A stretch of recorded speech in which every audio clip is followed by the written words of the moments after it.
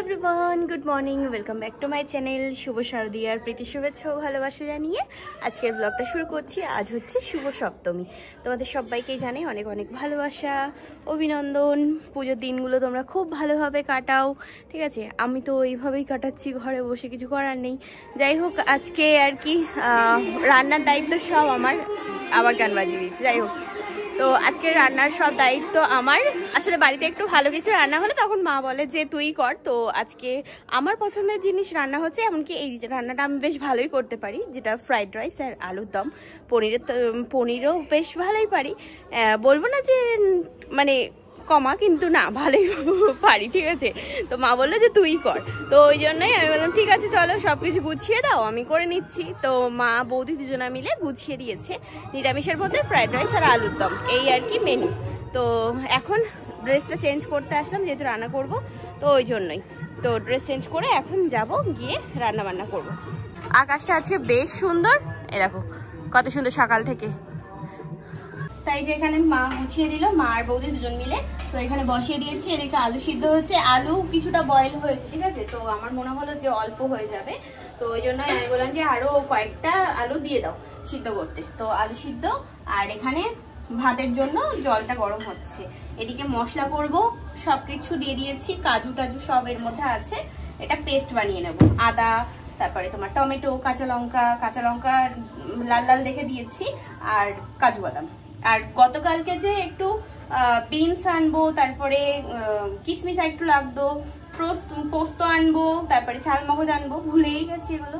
যাই হোক, কি আর করা যাবে, এরকম ভাবে ম্যানেজ করি। কাজু বাদামটা একটু বেশি করে দিয়েছি, তাতে টেস্টটা হয়ে যাবে, ম্যানেজ হয়ে যাবে। এই যে একটা ইমা, এই তো মেশো মশাইয়েরও পেপার না, মা তাই তো বলছি। দেখো কিরকম দিয়েছি টাকা, কেন কম পড়ে গেছে, কেন মেশো কেন করছে এরকম? বস্তা দেশে খোলো, ও ভিতরে আছে মিশোর পেপার, খোলো। ওই তো, এই তো কালার ওর বর্ডার।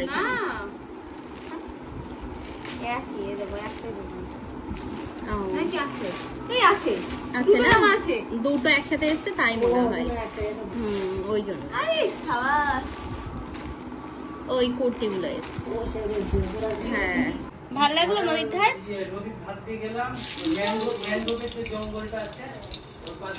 আলুটা আগে ভেজে নিই।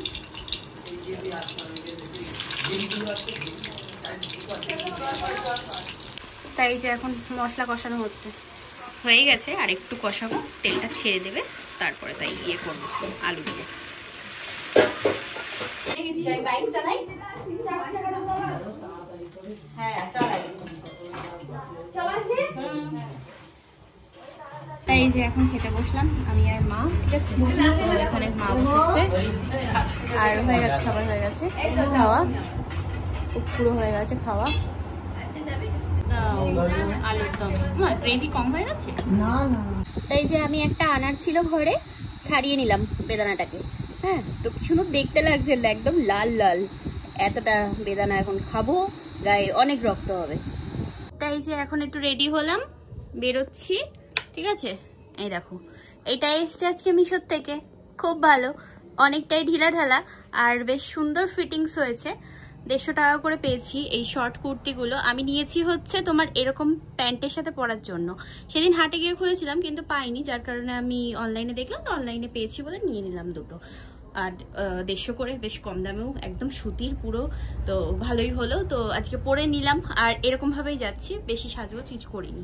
টাইমে অত সাজগোজ ভালো লাগে না, জাস্ট লিপস্টিকটা দিয়েছি আর এটা পরেছি। চলো এবার যাই, একটু চা খেয়ে তারপরে যাবো। এই যে সবাই রেডি, ঠিক আছে? চলো। আমরা আসলাম পুজো মণ্ডপের এইখানটাতে, ঠিক আছে? এখানে এসে এখন দেখছি সবাইকে ফুল দিয়ে সম্বর্ধনা করা হচ্ছে। এ কোথায় হচ্ছে এবার? কোথায়? এখান দাঁড়া, এখান দাঁড়া, এখান দাঁড়া, কোথায় সে, কোথায়?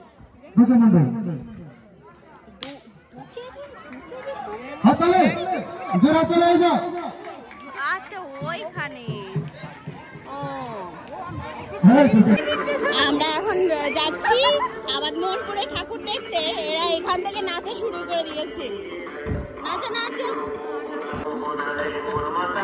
দেখো অবস্থা এদের, ঠিক আছে?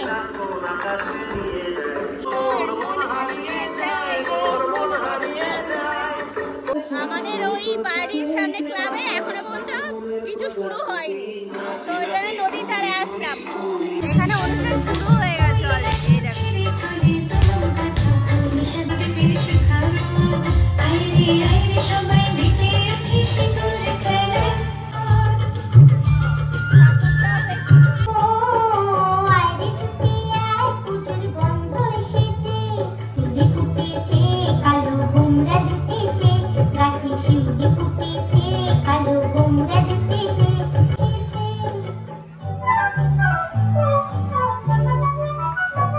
আমরা এখানে বসে গেছি সবাই, এখানে আমি আর বোনু এই যে বসে আছি।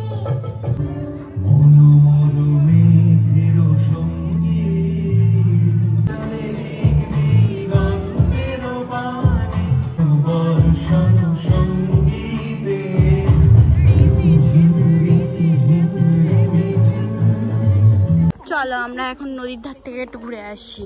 নদীর ধারে ওই দিকে আছে, আরো অনেকটা যেতে হবে, অতটা যেতে পারবো না বাবা, হাঁটতে পারবো না।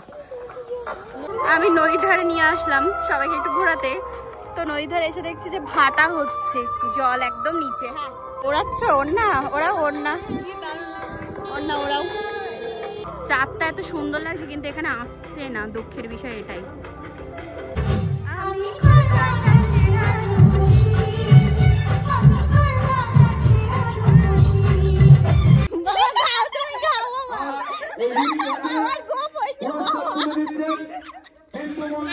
আইসক্রিম কিনে এখন বাড়ি যাচ্ছি খেতে খেতে, তা বাবার গোপ হয়ে গেছে। কি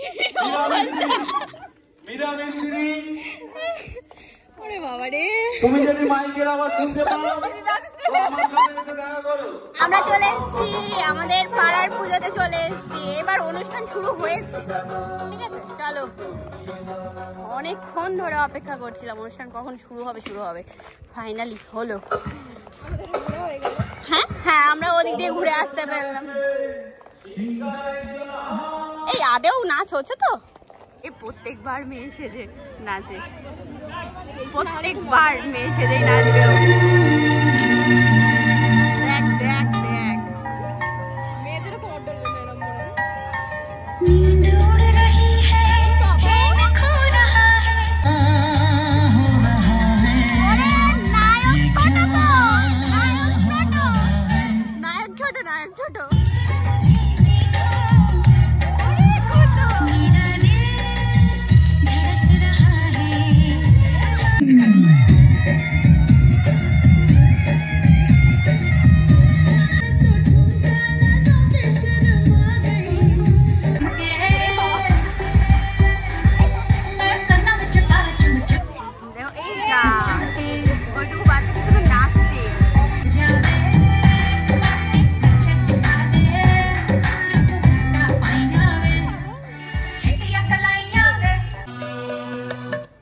কবিরাজ প্লাস গুণিন, আমার একটা মন্ত্র 100টা যন্ত্রের সমান। আমার নাম টুম্পা। তোর স্বামীর পেটে তো ওষুধ পড়েছে, তো কি হবে এখন বাবা? ওরে আজ হোলি খেলবো